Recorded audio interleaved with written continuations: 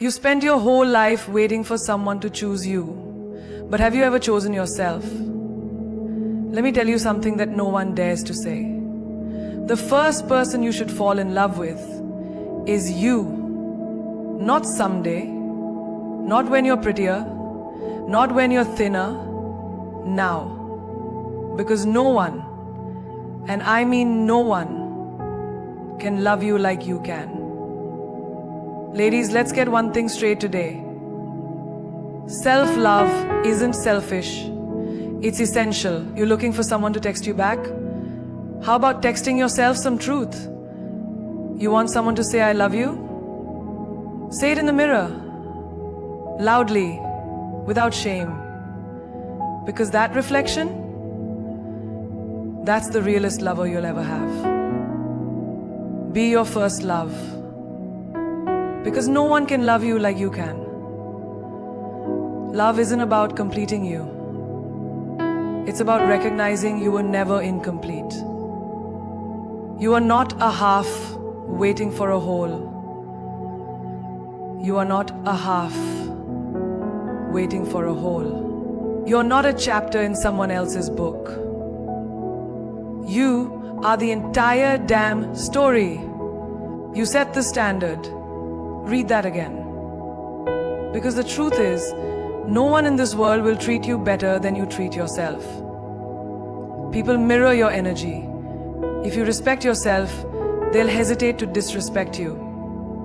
But the moment you accept crumbs, you train them to believe that's all you're worth. You're not a clearance item, marked down because someone couldn't see your value. You are the limited edition, the masterpiece that only the discerning will recognize. You don't chase validation. You command presence. Think about this.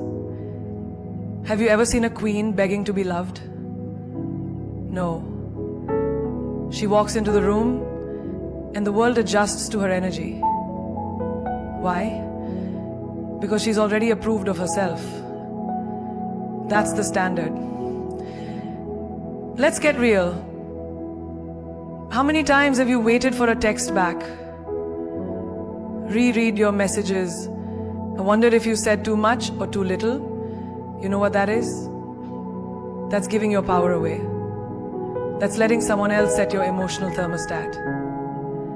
And baby, your temperature should rise only for you. Not because someone else is playing hot and cold. You want consistency? Give it to yourself first. You want effort? Start showing up for yourself. You want loyalty? Be loyal to your own soul. Set the tone, set the pace, and set the boundary. Take a look at the women who walk with power. They're not rude, they're just clear. They know what they want and they won't apologize for it. You want to be that woman? Then stop tolerating half love, half effort, half conversations, and half-assed apologies. Your boundaries are not walls, they are gates. And you, my love, are the gatekeeper. You don't let just anyone in because not everyone deserves the privilege of experiencing your light. If they dim it, they disqualify themselves. That's the rule. Imagine you're at a restaurant. You order steak, but they bring you soup. Would you accept it just because you're hungry? No. You'd send it back and say, that's not what I ordered. So why do you accept emotional leftovers in life just because you're lonely? The way you dress, speak, carry yourself, even the way you laugh, people are watching. And whether you realize it or not, they're picking up signals. If you shrink, they'll assume they can box you in. But if you stand tall, shoulders back, voice steady, they'll either rise to meet your level or get uncomfortable and leave. Either way, you win. A woman who knows her worth doesn't flinch when someone exits her life. She doesn't chase. She doesn't beg. She simply adjusts her crown and continues walking. Because she knows If you can't meet my standard, you don't deserve my presence. Let's bring it to daily life. Your job. If your employer keeps giving you tasks way beyond your role but never promotes you, it's not their fault. It's because you haven't drawn the line. Your silence becomes your permission. Set the standard. In friendships too. If you're always the one initiating, planning, giving, checking in, stop. Step back and observe. You'll be shocked at how many relationships are built on your effort alone. Let them match your energy or exit your space. Not everyone gets to ride shotgun in your life. Some belong in the rearview mirror. Even at home, in your family, sometimes people expect you to dim yourself to make others comfortable. They want the version of you that's easy to manage, not the one that's bold and breaking cycles. But remember this, you weren't born to blend in with the noise. You were born to raise the frequency. So when you walk into a room, walk like you belong in it. When you speak, speak like your words are gold. When you love yourself, do it so fiercely that it makes others question why they ever settled for anything less in their own lives. You set the standard. Not just in love, in life. And the world will rise or fall to meet it. Mirror talk is magic. Not the fairy tale kind, not the kind where a talking mirror tells you you're the fairest of them all. This is real magic. Raw, unfiltered, unapologetic. This is a kind of magic that turns scars into stories and wounds into wisdom. Every morning, when you wake up and walk into that bathroom, you're not just seeing your face, you're seeing your truth. That person in the mirror, that's the only one who's been with you through everything. The sleepless nights, the silent tears, the quiet wins no one applauded, the moments you broke down and still showed up. And yet how often do you look at her and say, I'm proud of you? You scroll through your phone, double tap 1,000 faces. But when was the last time you looked at your own reflection and gave yourself a damn? Let's talk about a real moment. Imagine you're standing in front of the mirror before a big meeting or an interview or even a first date.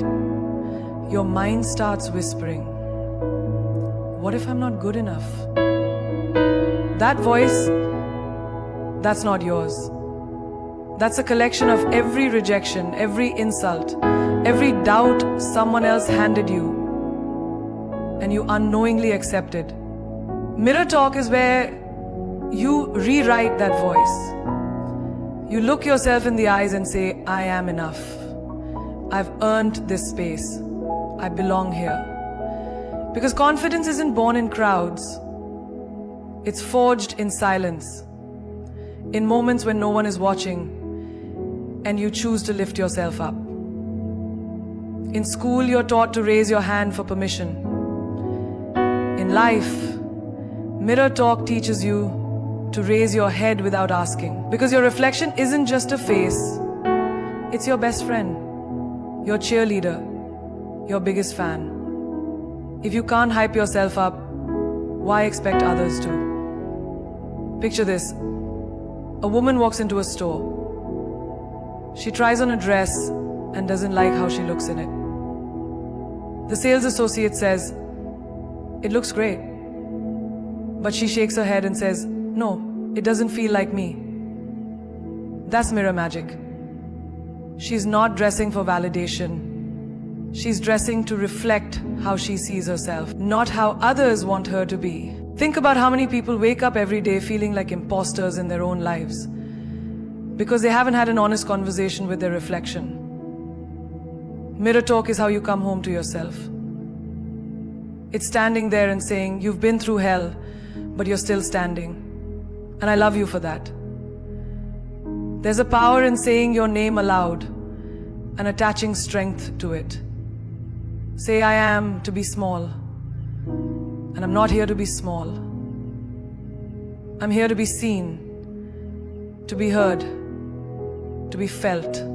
Your voice, echoed back from the mirror, becomes a declaration, not just to yourself, but to the world.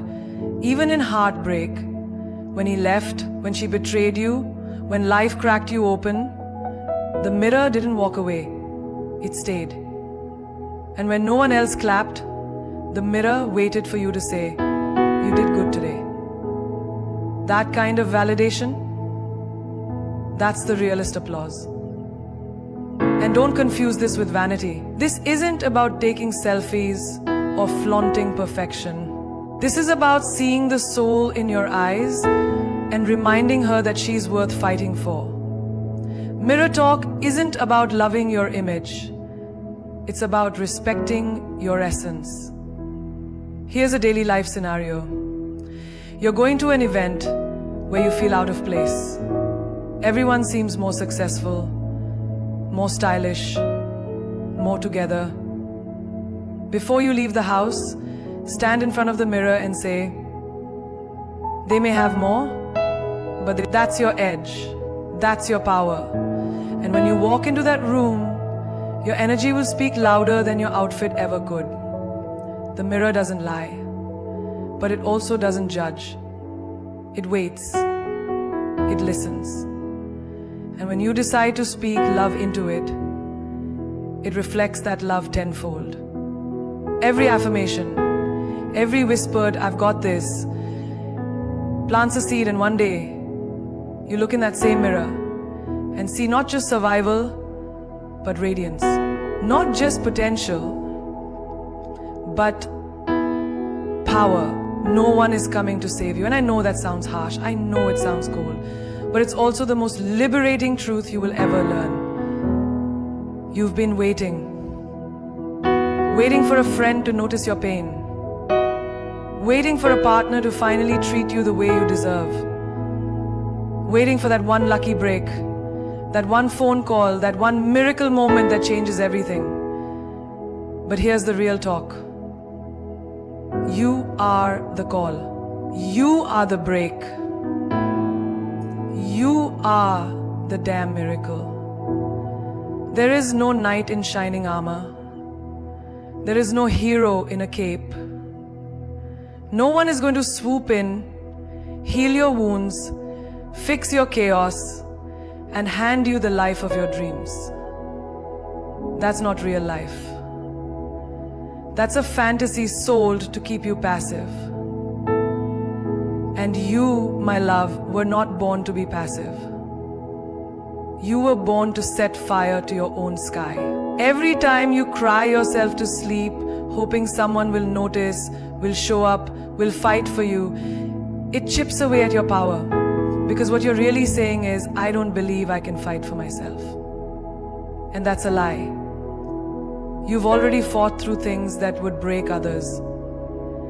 You just forgot how powerful you are because you were trained to believe someone else would carry you through. But think about your daily life. You wake up tired, but still show up. You manage work, bills, pressure, expectations, and still breathe. Who do you think is holding you up? That's you. That strength, that's not borrowed. That's built, brick by brick, breakdown by breakdown. You became your own foundation. Imagine you're drowning and hoping someone throws you a rope. But what if you realized you had legs the whole time?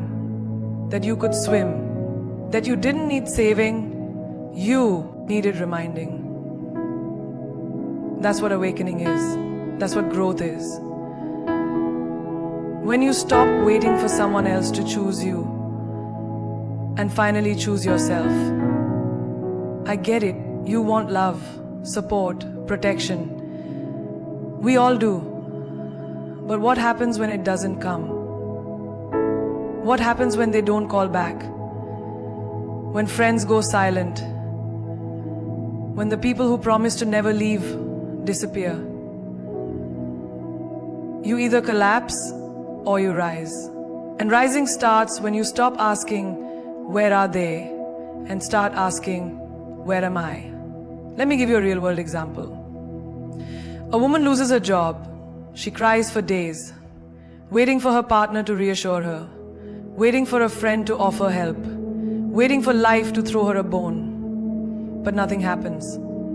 Until one day, she looks in the mirror and says, if no comes coming, then I will become the one I need.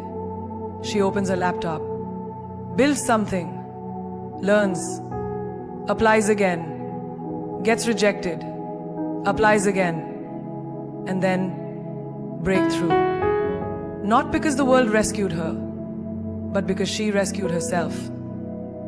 This is not about becoming hard or emotionless. It's about becoming aware. Aware that your survival, your healing, your evolution belongs to you. Your trauma is not your fault, but your healing is your responsibility. You don't have to know every step. You just have to take the first one. That first walk alone. That first time saying no. That first time putting your phone on silent to protect your peace. That first time saying, I'm not okay, not so someone can fix it, but so you can finally face it. There's a certain beauty in becoming your own hero, in realizing that the love you were craving from others was always yours to give. That the strength you admired in others was always inside you. The world will always try to distract you with fairy tales and finish lines. But the truth is, your freedom starts the moment you stop waiting and start becoming. You are not a damsel. You are the storm. You are not broken. You are becoming. And no one, not him, not her, not them, gets the credit for the life you're about to build. Self-love heals the unseen wounds. The ones nobody claps for, nobody asks about, and nobody even knows exist. The kind of pain that hides behind your smile, that makes your laugh sound just a little forced, that creeps into your mind when the lights go out and the world goes silent. It's not the wound on your skin that breaks you. It's the wound on your spirit, the one you carry alone because you don't want to burden anyone with your truth. You know what I'm talking about. The moment someone said you weren't enough and you believed them. The day someone left without a goodbye and you wondered if you were unlovable.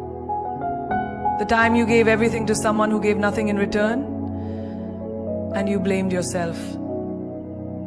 These are the wounds that don't bleed, they echo. They echo in your choices, your fears, your hesitations.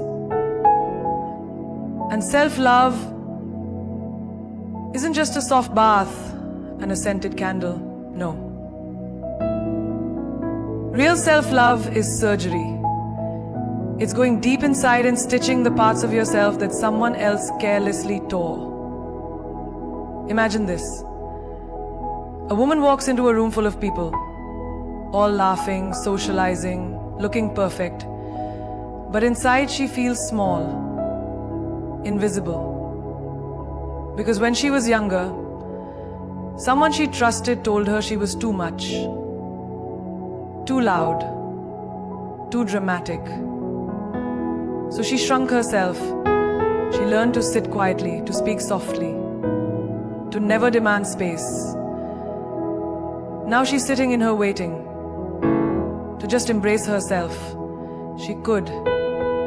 She softened, to judge herself, to tell her parents she couldn't travel, to go to school, to wait for ports and let her never quit her narrative. That's an unseen wound, and it's eating her confidence day by day. But one morning, she looks at herself in the mirror and whispers, I am not too much. I'm just right for the life I'm meant to live. That sentence, short, quiet, said through tears, is self-love. And it begins the healing. You don't always realize how deep these wounds go. Sometimes it shows up in the relationships you accept, the way you apologize too quickly, the way you overgive to prove you're worthy. But self-love, it teaches you that you don't have to be chosen to be valuable. You are already whole, already enough, already divine. Think of the girl who constantly checks her phone, waiting for a reply that never comes. She rereads her texts, second guesses her tone, wonders if she was too clingy or too cold. But what if instead she turned that attention inward? What if she stopped asking, why didn't he reply, and started asking, why do I believe his silence defines my worth? That's the shift. That's where healing begins. Self-love is holding your own hand when anxiety hits at 2 a.m. and no one else is there. It's choosing to rest without guilt, choosing to speak up without fear, choosing to leave what doesn't grow you. It's refusing to be your own bully. Because for years, maybe you've said things to yourself that you wouldn't say to your worst enemy. That stops with self-love. A working mom walks into the house, exhausted, dishes piled up, kids screaming, her boss emailed her at 8 p.m. again. She's on the verge of collapsing. But instead of pushing through, she breathes. She sits. She lets herself be still. She tells herself, I am not a machine. I'm a human being. And I deserve to rest. That's not weakness, that's recovery. That's choosing yourself in a world that profits off your burnout. You can't expect someone else to love away your pain. They can support you, sure. But healing, that's an inside job. That's looking at the younger version of you, the one who was hurt, abandoned, lied to, and saying, I've got you now. It's showing up for her every day, even when it's hard, even when it hurts, especially when it hurts. And here's the truth no one tells you. Self-love doesn't always feel good. A cried in truth is a scar fading. Every boundary set is a broken piece finding its place. Every time you say, no, I won't betray myself today, you heal. Quietly, powerfully, relentlessly. Alone doesn't mean unloved. This world has done a very clever job of convincing you that if you're not constantly surrounded by people, if your phone isn't blowing up with texts, if you don't have someone holding your hand or calling you babe, then something must be wrong with you. But that's a lie. A deeply rooted, toxic lie that makes you forget your worth the second silence surrounds you. Being alone is not a punishment. It's not proof that you're unworthy. It's not a red flag that you're broken or forgotten. In fact, sometimes being alone is the universe pulling you back so you can remember who you are. Because when you're surrounded by noise, opinions, expectations, validation, you forget how powerful your own voice is. And when that noise fades, you finally hear it again. Take the woman who walks into a coffee shop and sees couples holding hands, groups of friends laughing, people snapping selfies with filters and captions. She orders her coffee and sits by herself. And for a moment, she feels it, the sting of loneliness, that quiet ache. But then she opens her journal She breathes in the smell of roasted beans and peace. She begins to write. Not for anyone else, just for her. That's not loneliness. That's presence. That's sacred. That's self-communion. There's a massive difference between being alone and being lonely. Being alone is physical. Being lonely is emotional. And here's the plot twist. They don't always go together. You can be surrounded by people and feel hollow. You can have 100 contacts in your phone and still cry yourself to sleep. And you can be completely alone in your apartment, dancing in your pajamas to your favorite song, feeling more alive than you ever did in a crowded room. That's the paradox. Most people don't. Alone is where healing begins. Alone is where the clutter clears. Alone is where you stop pretending and start becoming. There's no one to perform for, no one to impress, just you and the mirror. He chooses solitude.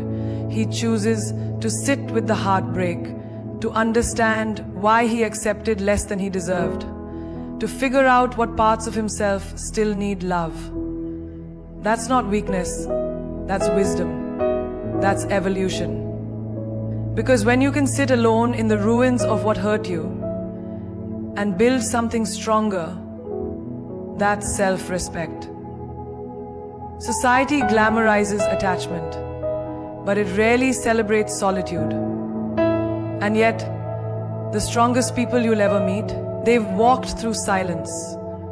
They've faced their shadows. They've gone nights without a call, weeks without validation, and still woke up every day choosing themselves.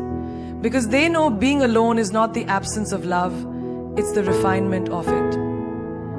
You have to understand something powerful. You weren't born to be constantly consumed. You weren't designed to be in a constant state of connection. Sometimes you need to disconnect from the world, from others, from all the noise, to reconnect with your soul. Because what good is being loved by the world if you're a stranger to yourself? A girl sits in a restaurant by herself on her birthday. No party, no crowd, just her. The waiter awkwardly asks, "Table for one?" And she smiles and says, "Yes, for the most important person in my life." That's not sadness. That's sovereignty. That's power. Because she's not waiting to be loved. Her own light, her own lane. Being alone teaches you that you are the source, not the seeker. You stop asking, "Why doesn't anyone love me?" and start declaring, "I am love in human form. And I'm no longer available for anything less than sacred." You don't need to be seen by everyone. You just need to see yourself.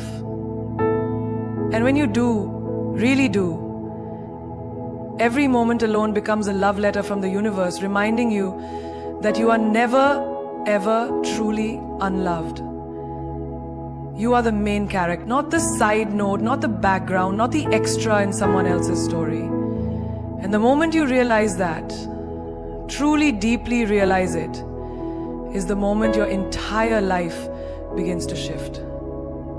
Because too many people are living like spectators in their own movie, apologizing for taking up space, editing their voice so it's more acceptable, shrinking their dreams so others don't feel insecure. But let me remind you, this is your screen, your stage, your script. And nobody else gets to write your story unless you hand them the pen. Think about how many times you've sat in the audience of someone else's life, cheering them on, helping them shine, watching them rise, while dimming your own light. You became the best supporting actress in a role you were never meant to play. And why? Because someone told you that confidence is arrogance, that wanting more is selfish. that taking the lead is too much. But here's a truth bomb. The world does not benefit from your invisibility. It doesn't grow when you play small. So step out. Take the damn spotlight. Because you were never meant to blend in. Picture a woman walking down the street, earbuds in, head held high. She's not rushing, she's not hiding. She's in her own world, her own energy. People turn to look, not because she's showing off, but because she's showing up. That's main character energy. It's not loud, it's not flashy, it's rooted. It's the kind of presence that says, I know who I am. I know what I deserve. And I don't need your permission to You know those movies where the main character goes through pain, betrayal, breakdowns, but comes back fiercer, wiser, untouchable? That can be you. But only if you stop seeing your struggles as the ending and start seeing them as the plot twist, the growth, the moment that changes everything. Because even in the toughest scenes of your life, the breakup, the job loss, the anxiety, the self-doubt, you were still the lead, still the one who got back up, still the one who turned the page. Remember the girl who used to whisper instead of speak? Who sat in the back of the room because she didn't want to be too much? Now she walks into boardrooms and makes decisions that change futures. Why? Because one day she said, enough. I'm not waiting to be chosen. I'm choosing me. She stopped begging to be part of someone else's story and started building her own empire. And now, she's not the assistant, she's the author. Main characters don't ask for attention, they command it. Not because they scream the loudest, but because they're aligned with their purpose. Their presence is a declaration. Their silence is powerful. Their words are intentional. When they walk into a room, they don't wonder if they're liked. They know they belong. And so should you. A man stands on a rooftop at night, staring at the city. He just failed. Again. Lost money, lost friends, lost belief. But instead of letting that moment define him, he whispers, this isn't where my story ends. This is where it begins. That's the mindset shift. From victim to victor. From background to lead. From lost to legendary. You don't need a perfect past to be the main character. You need courage. You need clarity. You need to stop waiting for someone to give you permission to live out loud. Because no one's coming to rescue you with a spotlight. You have to become the light. You have to wake up and say, this life, it's mine. This body, it's mine. This chapter, I'm writing it. Even if your voice trembles. Even if your hands shake. Especially then. You are not a filler in someone else's highlight reel. You are the storm, the sunrise, the storyline that turns heads and touches hearts. So wear your scars like armor. Walk like the world is your runway. Speak like the universe bends to your words. You are the main character. And it's time the world reads your story like a bestseller. And now, as you stand in front of your own reflection, I want you to remember one thing. The greatest love story you'll ever live is the one you write with yourself. Not the one you begged someone to give you. Not the one that broke you and left. Not the fantasy you waited for. The real one. The one where you stop chasing people who don't see your worth and start chasing the woman in the mirror who's been waiting for you to choose her all along. Don't just fall in love with yourself. Fight for yourself. like your life depends on it. Because it does. The way you speak to yourself, the way you show up for yourself, the way you choose peace over chaos and standards over loneliness. That's the kind of love that turns broken girls into warriors and wounded women into queens. Say this out loud. I will not abandon myself for anyone who cannot handle the weight of my soul. That right there, that's power. That's freedom. You've waited long enough. Waited for someone to call you beautiful before you believed it. Waited for someone to pick you before you moved. Waited for someone to love you before you felt whole. But now, you're done waiting. You're done being almost love, half chosen, sometimes prioritized. From this moment on, you are your own damn hero. You are the love of your life, the answer to your prayers, the main character who doesn't just survive the storm, she becomes it. Let me tell you something the world won't. You owe no one your silence. You owe no one your smallness.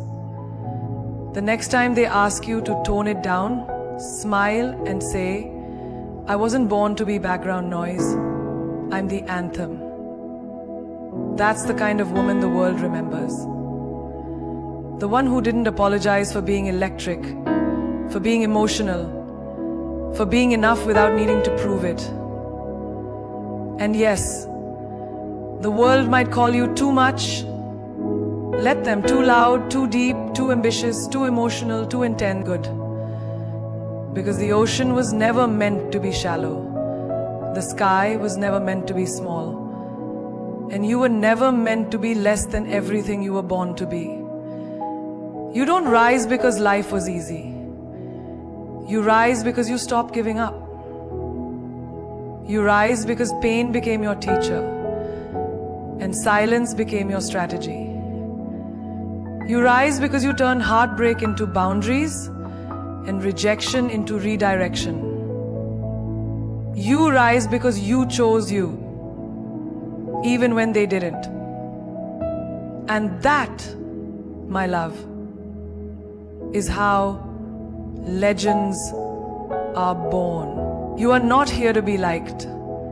You are here to be respected, to be remembered, to be felt. Walk into rooms like you were sent to rewrite history, because you were. You are the story the world didn't see coming, the plot twist, the chapter that changes everything. And the more you love yourself, the less you'll beg others to love you, because you'll realize you were always the prize. So wear your pain like stilettos.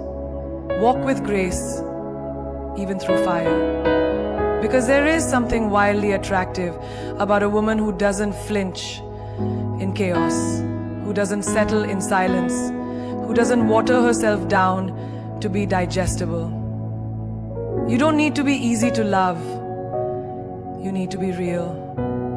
And real love starts with you. When you wake up tomorrow, don't look at your phone. Look in the mirror and say, I am not waiting for someone to see my worth. I am living in it. Because at the end of the day, the most powerful thing you'll ever do is fall madly in love to become herself. And once you do that, you'll stop chasing love and start attracting it. You'll stop begging to be chosen and start choosing yourself. Remember this. Be the kind of woman who doesn't just light up the room. Be the one who burns down the doubt, silences the noise, and walks away glowing. Because, darling, you are not just the flame. You are the whole fire. Mardatolatian one man. Your truth lies in you.